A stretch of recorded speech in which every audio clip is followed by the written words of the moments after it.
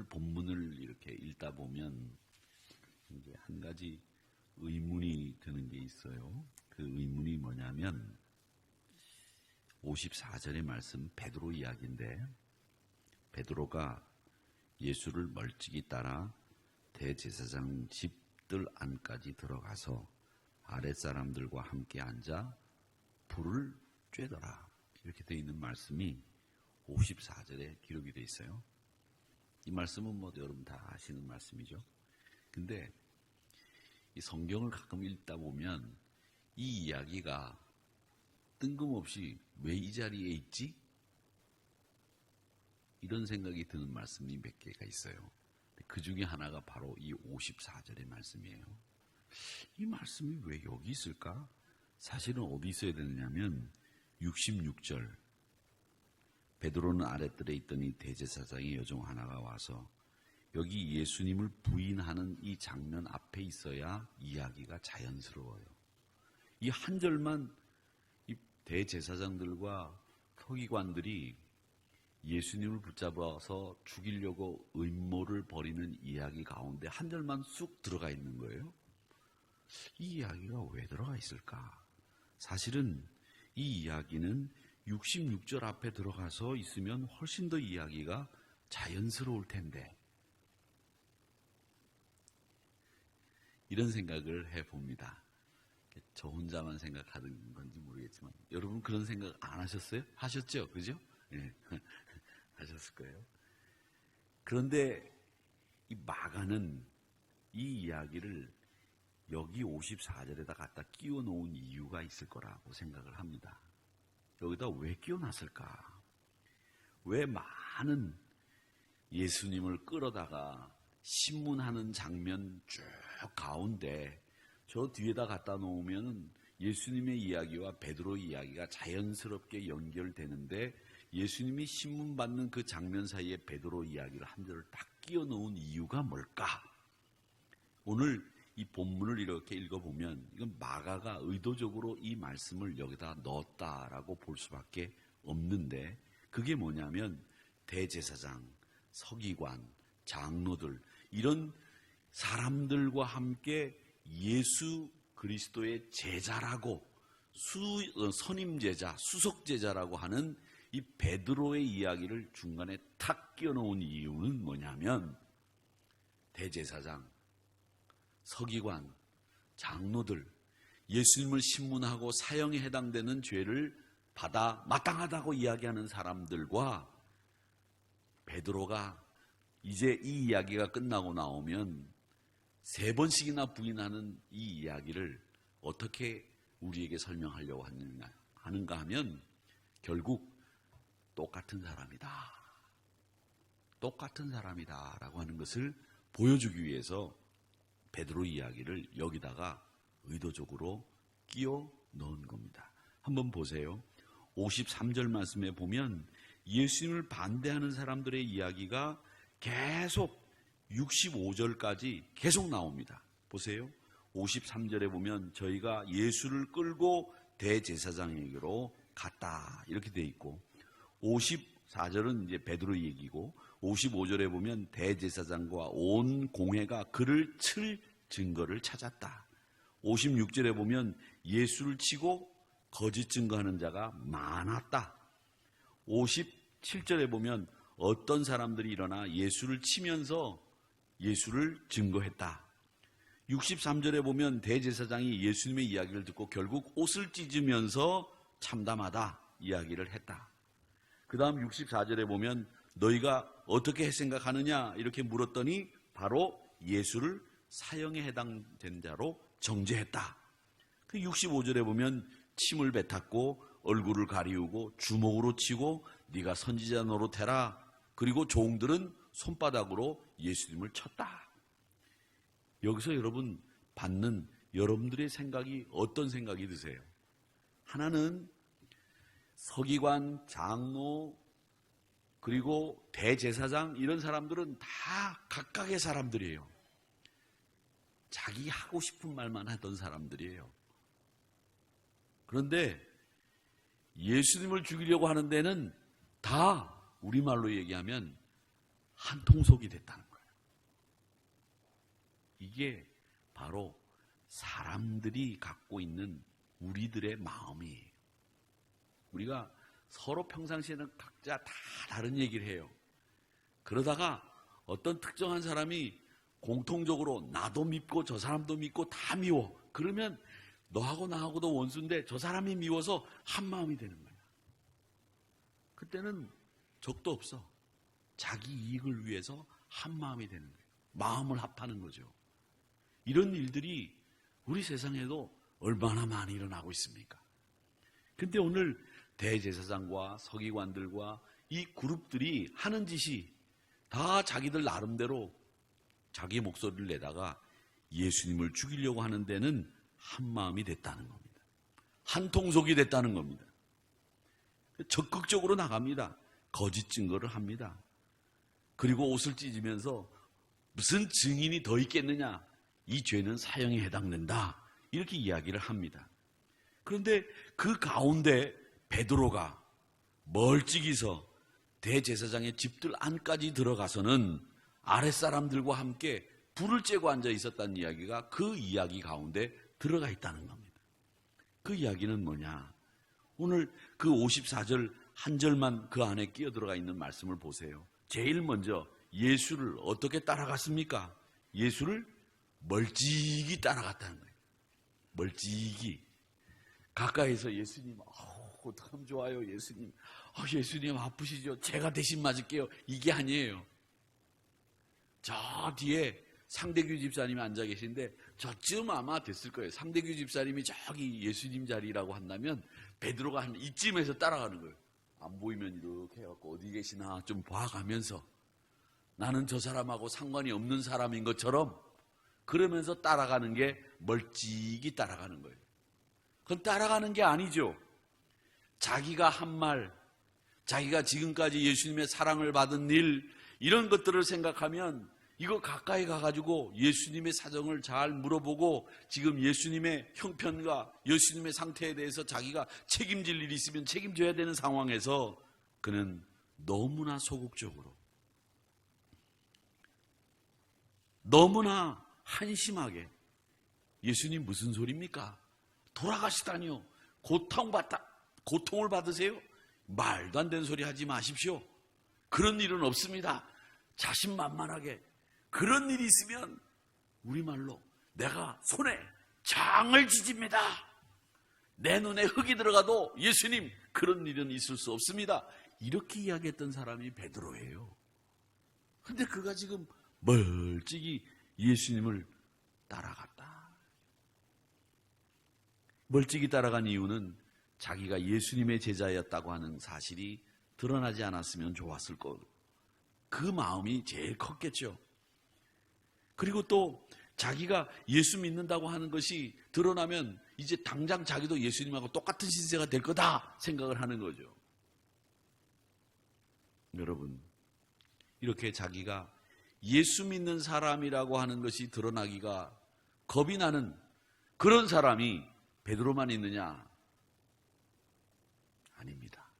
베드로만 있는 게 아니에요.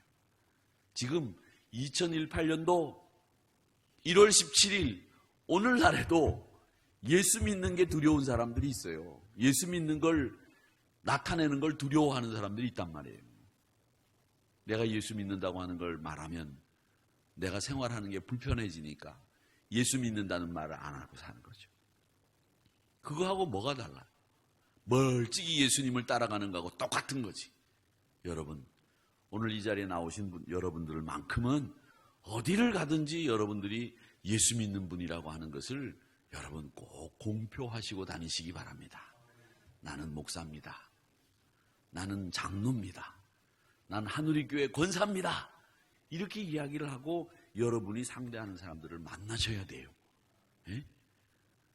권사고, 목사고, 숨기고 내 편한 대로 예수 믿는 거 드러나면 불편해질까봐.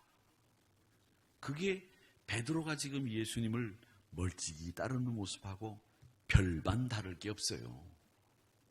그렇기 때문에 우리는 늘 예수 믿는 것을 공표하고 살아야 됩니다.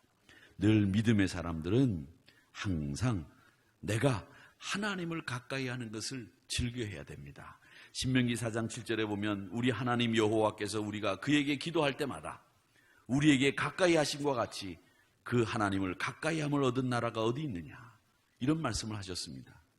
하나님을 가까이 하는 것이 우리에게는 복이요, 하나님을 가까이 하는 것이 우리에게는 믿음의 승리를 이루는 길이라는 것을 잊지 마시기 바랍니다. 하나님을 가까이 하셔야 돼요. 시편 73편 말씀에 보면 뭐라고 되어 있느냐, 대저 주를 멀리하는 자는 망하리니, 이렇게 되어 있어요. 멀찍이 주를 따르기보다는 가까이에서 주님을 따르는 여러분들이 되시기를 주님의 이름으로 축원합니다. 그리고 멀리 떨어지면 자기를 숨기기가 얼마나 쉬워요. 한번 생각해 보세요. 지금 시간은 밤입니다. 많은 사람들이 예수님을 잡아가고 있습니다. 다른 많은 사람들은 그 뒤를 따라가고 있는데 그 사람들 사이에 묻혀가지고 지금 어두워서 예수님을 따라가는 사람들이 많긴 한데 그 사람들이 누가 누군지 잘 몰라요. 그런 사이 속에서 멀찍이 따라가다 보니까 자기가 누구라고 하는 것이 누구에게도 드러나지 않는 거죠. 그런데 지금 멀찍이 따라가다가는 대제사장 집 뜰 안에서는 불가에 가가지고 종들하고 같이 앉아가지고 지금 불을 쬐고 있는 거예요. 그러니까 불을 쬐니까 얼굴이 이렇게 어른어른 보일 거 아니에요. 그러니까 조그만 꼬마가 너 예수님 따라다니던 사람, 그 사람 맞네? 이렇게 이야기를 하니까 거기서 당황한 거죠. 의외의 자리에서 당황하게 된 거예요. 여러분, 오늘 우리 믿음의 사람들, 하나님의 자녀라고 하는 우리들이, 교회를 다닌다고 하는 분들이 구원받은 것을 부끄러워해서는 안 됩니다. 내가 교인이라고 하는 것을 부끄러워해서는 안 된단 말이에요. 자랑하셔야 됩니다. 여러분을 사랑하실 때 예수님이 조용히 오셔가지고 누가 들을까 무섭다. 일어나봐. 내가 너 사랑한다. 알았지? 다른 사람한테 얘기하지 마라. 그렇게 하고 예수님이 우리를 사랑하셨습니까? 아니에요. 만천하에 많은 사람들이 보는 가운데서 예수님이 우리를 사랑한다고 말씀하셨습니다. 그렇기 때문에 우리 믿음의 사람들은 항상 예수님의 그 뜨거운 사랑을 기억하면서 내가 예수 믿는 사람이라고 하는 것을 자랑하시기를 주의 이름으로 축원합니다.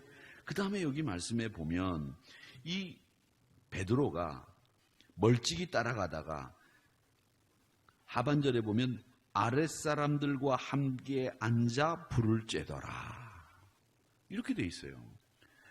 왜 아랫사람들과 함께 앉아서 불을 쬐입니까? 이건 뭐냐면 베드로가 지금 있을 자리가 아니에요. 베드로가 있을 자리는 예수님 곁이잖아요. 그런데 지금 예수님 곁에서 예수님을 보호하고 지켜야 될 이 베드로가 왜 아랫사람들하고 같이 앉아서 불을 쬐고 있느냐고요. 지금 불을 쬐을 때예요? 에? 때가 지금 그럴 때냐고. 지금 자기가 아랫사람들하고 같이 앉아있을 때냐고요. 아니라고요. 여러분, 늘 말씀드리지만 은혜의 사람들은 자기가 있어야 될 시간, 자기가 있어야 될 자리 꼭 잘 알고 계셔야 됩니다. 자기가 있어야 될 자리를 모르면 남이 있어야 될 자리에 가면 안 된다는 거예요. 남이 앉을 자리에 가서 앉아서도 안 되고, 남이 있어야 될 자리에 가서도 안 되고, 내가 있어야 될 자리에 가서 있어야 되는 거예요. 그게 예수 믿는 사람들이 도리예요.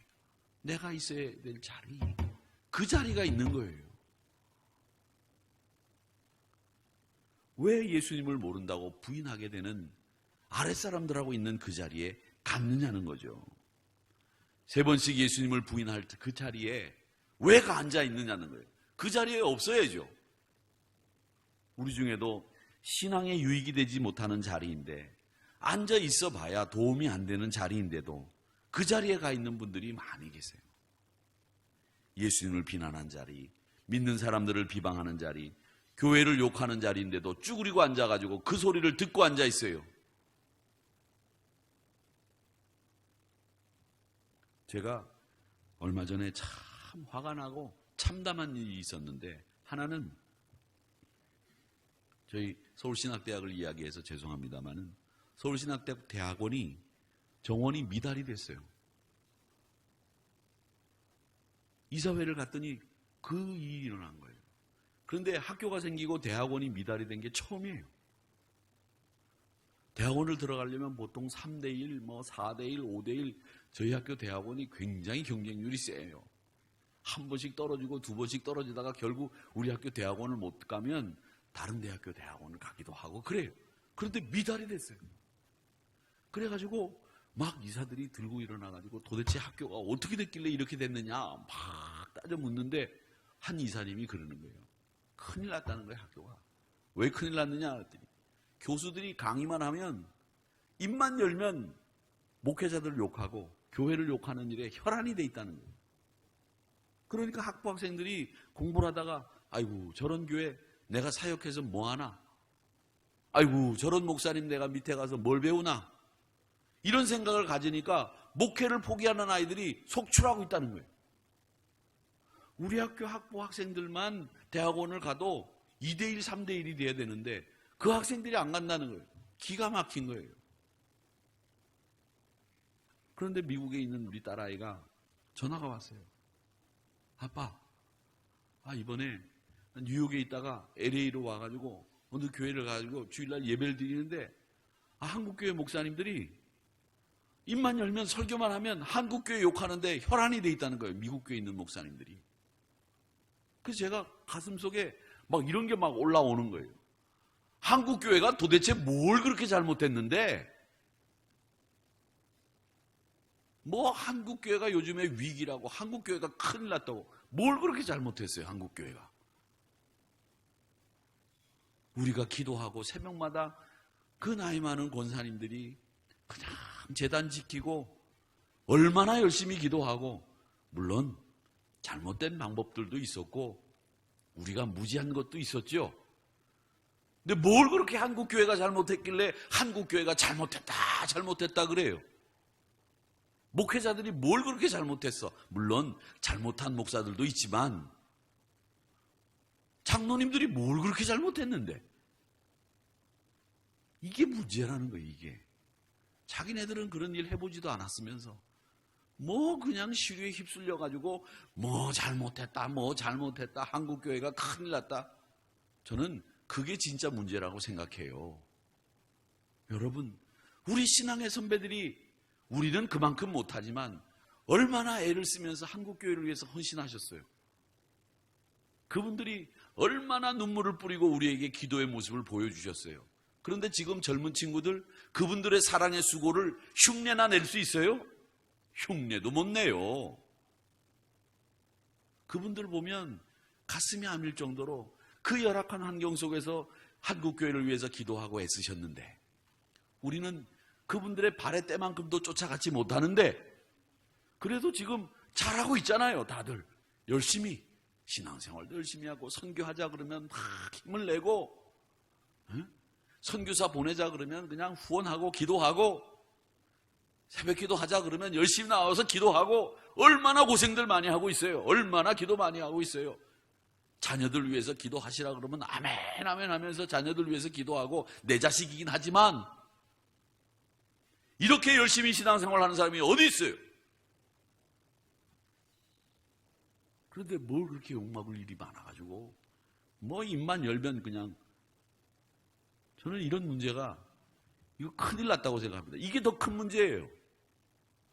잘했다고는 못해주고 말이죠. 여러분 잘하셨어요. 여러분이 최고예요. 제가 이런 얘기를 늘 하고 싶지만 우리 한국교회 신자들이 이런 신자가 어디 있어? 이런 교회가 어디 있어요?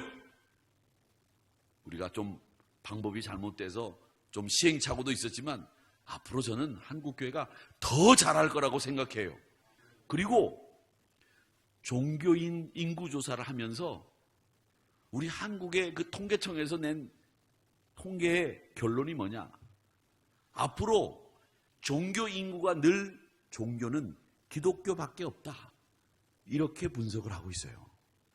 저는 그렇게 생각합니다. 천주교, 불교 절대 이제 더 이상 거기 종교 인구를 안 넣습니다. 앞으로 인구가 늘 종교는 교회밖에 없어요. 교회밖에 없어요. 그러니까 전도가 어렵고 힘들죠. 그리고 한국 교회를 삐딱하게 보는 사람들이 많죠. 그러나 여러분들이 열심히 기도하시고 여러분들이 열심히 제단 쌓고 있는 이 모습을 하나님이 그냥 보아넘기는 분이 아니에요. 하나님이 축복하시고 오늘 우리 자녀들을 위해서 기도하시는 거 나쁜 일 아니에요. 그게 왜 나쁜 일이에요? 여러분 잘하신 거예요. 여러분들이 복 받기를 원하는 거 나쁜 일 아니에요. 그게 왜 나쁜 일이에요? 잘하신 일이에요. 우리 성도들이 이렇게 간절한 마음으로 우리 나라를 위해서 기도하고 자녀들을 위해서 기도하고 이런 걸 보면서 한국 교회가 미래가 있다는 거죠. 결혼하는 것도 보면 교회 청년들이 제일 결혼하는 걸 좋아해.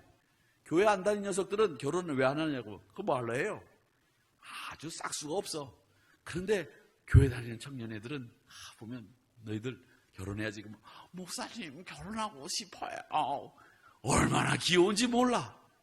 교회 다니는 아이들이 싹수가 있어요. 그리고 꼬마들도 보면 교회 안 다니는 것들은 말이지 인사도 안 해.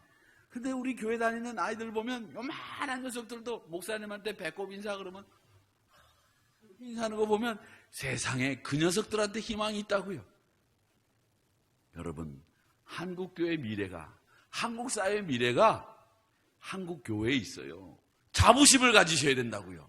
지금 필요한 건 자부심을 갖는 거예요. 여러분만큼 이렇게 봉사하는 분이 누가 있어요? 아침마다 나와서 올겐을 반주하는데 올겐을 우리 권사님이 얼마나 열심히 잘 반주하는지 세계 최고의 올게니스트가 반주를 하는 걸 맞춰서 제가 저기서 찬송을 부르면 사음이 정확하게 나와서 그냥 엘토 부르기도 좋고 테너 부르기도 좋고 못 따라해서 그렇지만 얼마나 열심히 하세요.